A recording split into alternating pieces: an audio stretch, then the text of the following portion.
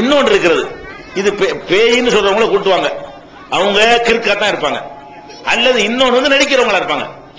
பாதி பேர் கிறுக்கா இருப்பாங்க, இன்னொரு பாதி பேர் என்னவா இருப்பாங்க, பேயின்னு நடிப்பாங்க. எதுக்கு நடிப்பாங்க? பேயின்னு நடிச்சா சில காரியங்களை சாதிச்சுக்கலாம்.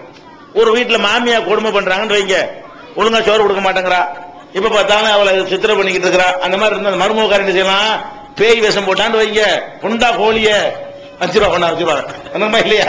மருமகாரிய ஒழுங்கா சோறு கொடுக்கலன்னு சொன்னா அவ தலையை விரிச்சு போட்டு ஒரு சொல்லட்டு என்ன செய்யணும், ஆட்டை கொண்டா மாட்டை கொண்டான்னு வந்துருமா இல்லையா, என்ன வேணாலும் செய்யலாமா இல்லையா, படுத்து நினைச்ச நேரத்தில் நினைச்சே செய்யலாம். இந்த மாமியாக்காரிகள் படுத்துற கொடுமைக்காக வேண்டி எத்தனை மருமகள் மார்கள் என்ன செய்யறாங்க, இதுல தப்பிக்கிறதா இருந்தா, நல்லா சாப்பிடுறதா இருந்தா, நல்ல சந்தோஷமா இருக்கிறதா இருந்தா, நம்மள மிரட்டுறாருல நம்ம மாமியாக்காரிய மிரட்டணுமா இருந்தா என்ன செய்யணும், இதை எடுப்போம் கையில இப்படின்னு சொல்லி நடிக்கக்கூடியது அது பாதி இருக்குது. பாதி கிறுக்கு இருக்குது, அது கண்டுபிடிக்கணும், நம்ம கவனமா கண்டுபிடிக்கணும். கிறுக்கு பிடிச்சி நடிப்புன்ற கூட, நடிப்பு பிடிச்சி கிறுக்குன்ற கூடாது. அது சரியான ஆள்கிட்ட கொண்டு வந்து என்ன செய்யணும், நீங்க அதை மதிப்பீடு செய்யணும். சில பேர் என்ன செய்வாங்க, நடிப்பாங்க. இப்ப உதாரணமா ஒரு பையனும் ஒரு பொண்ணு இருக்காங்கன்னு வைங்களேன், ராத்திரி 1 மணிக்கு கதவை திறந்துட்டு வெளியே போயிட்டு ஒரு 3 மணி நேரம் கழிச்சு வீட்டுக்கு வந்தா என்ன செய்வீங்க, எங்கடா போயிட்டு வந்த, எங்கடி போயிட்டு வந்த கேப்பீங்களா இல்லையா. ஒரு இளைஞனா இருக்கக்கூடிய ஒரு ஆம்பளை, இளைஞ்சியா இருக்கக்கூடிய ஒரு பொம்பளை 1 மணிக்கு கதவை திறந்துட்டு வெளியே போயிட்டு 3 மணிக்கு வீட்டுக்கு வந்தா ஒத்துக்குருவீங்களா? என்ன செய்வீங்க, இவன் என்னமோ ஒரு தப்பான ஒரு வேலைக்கு போயிட்டு வந்திருக்கான் அப்படி சொல்லுமா இல்லையா. அப்ப அந்த மாதிரி போக நினைக்கிற ஒருத்தன் இந்த வேஷம் போட்டான்னு வைங்க, 2 நாளைக்கு இந்த வேஷம் போட வேண்டியது, ஒரு மாதிரியா சட்டையை கிழிக்க வேண்டியது, பானை சட்டையை உடைக்க வேண்டியது, கதப்பட்டு லைட் பிடிச்சி விட வேண்டியது, சட்டை கிழிக்க வேண்டியது, இது மாதிரி சில கிறுக்குத்தனத்தை காட்டிட்டு ராத்திரி 1 மணிக்கு போனா 2 மணிக்கு வந்தாலும் கேட்க மாட்டாங்க, 3 பொம்பளை போனாலும் கேட்க மாட்டாங்க, ஆம்பளை போனாலும் கேட்க மாட்டாங்க. லைசன்ஸ் மாதிரி போகுதுல, ஏன் வெளியே உனக்கு கிறுக்கு, அவனா போனா அவர் ராமசாமி கூட்டிட்டு போயிட்டாரு அப்படிதான் சொல்லுவோம், ஆயிஷா கூட்டிட்டு போயிடுச்சு. அப்ப இந்த மாதிரி செத்து போன ஆள் ஒரு பேரை சொல்லி என்ன செய்யறது, அந்த மாதிரி செஞ்சிடலாம். அப்ப என்னன்னு கேட்டா, தவறான செயல்ல ஈடுபடுறவங்க வந்து இத வந்து ஆணோ பெண்ணோ யாரா இருந்தாலும் இந்த பேயை பயன்படுத்துறாங்க. பாதி பேர் இந்த மாதிரி காரியம் சாதிக்கிறதுக்காக இந்த மாதிரி பேய் என்ன செய்யறாங்க, பயன்படுத்துறாங்க.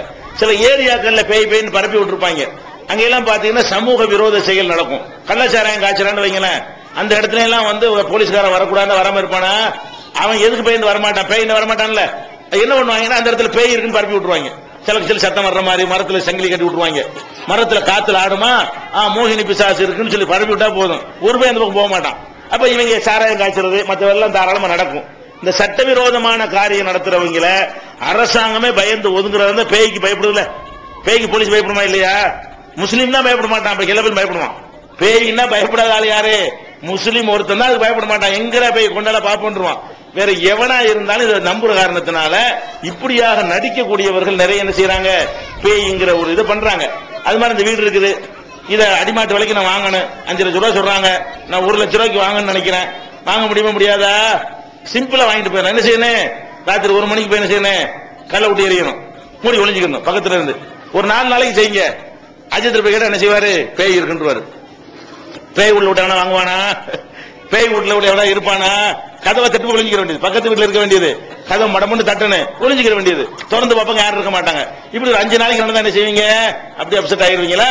அப்புறம் அஜித் போய் கேட்பீங்க, அந்த சாமியார்ட்ட போய் கேட்பீங்க, கோடாங்கிட்ட போய் கேட்பீங்க, அவன் என்ன சொல்லுவான், பேய் இருக்குது, அந்த புளிய மருந்து பேய் 1, வேப்ப மருந்து பேய் 2, மொத்தம் 4 பேய் இருக்குன்றானா. இப்ப நீங்க என்ன பண்ணுவீங்க, இதை வித்துட்டா தேவையில்லையே, எவ்வளவு ஊர் பணம் தெரிஞ்சு போயிருமா, நேற்று 5 ரூபா சொன்னீங்க, 5 ரூபாய் சொல்ல இயலாது, 2 ரூபாய்க்கே எடுத்துக்கப்பா, அதெல்லாம் வேணாம் 1 ரூபாய்க்கே எடுத்துக்கப்பா, இப்ப ஈஸியா வாங்கிடலாமா இல்லையா. இதுக்கெல்லாம் பேயை பயன்படுத்துறாங்க. பேய்ங்கிறது அம்புட்டு வந்து ஒரு திட்டத்தோட செய்யற ஒரு காரியங்க. அதனால பேய்ங்கிறது அறவே கிடையவே கிடையாது. உங்க ஊர்ல யாருக்காவது பேய்ண்டா என்கிட்ட கூட்டிட்டு வாங்க, அது பேயா நடிப்பான்னு முதல்ல நான் கண்டுபிடிப்பேன். நடிப்பா இருந்தா அதுக்கு உள்ள ட்ரீட்மெண்ட் 1/2 மணி நேரத்தில் முடிஞ்சிடும். பேயா இருந்துச்சுன்னு சொன்னா அதுக்கு ஒரு கிறுக்கு தான், அது அந்த கிறுக்குக்கு உரிய ட்ரீட்மெண்ட் நாங்க அந்தந்த தகுதிக்கு தக்க கவுன்சிலிங் நாங்களே கொடுத்துருவோம். கொஞ்சம் முத்தினதா இருந்தா அதுக்குரிய ஃப்ரீயாக ஆஸ்பத்திரி இருக்கிற ஏற்பாடுல கட்ட தேவையில்லை, ஒரு செலவும் இல்லாம ஒரு ஆள் கூட போய் தங்குறீங்கல்ல, அவங்களுடைய சாப்பாடு செலவு தான் வரும். ஒரு 10 நாள் 15 நாள்ல குணமாக்கி என்ன செஞ்சிடலாம், அழகா கூட்டிட்டு வந்துடலாம். அதனால இந்த பேய் பிசாசுங்கிறது கிடையவே கிடையாது. அது நம்ம அறிவுக்கும் அது பொருந்தாத விஷயம், மார்க் அடிப்படையில் அது பாவமான விஷயம். அதை நம்பினா நம்ம நரகத்துக்கு தான் போகணும். பேயின்னு நம்பவே நம்பாதீங்க.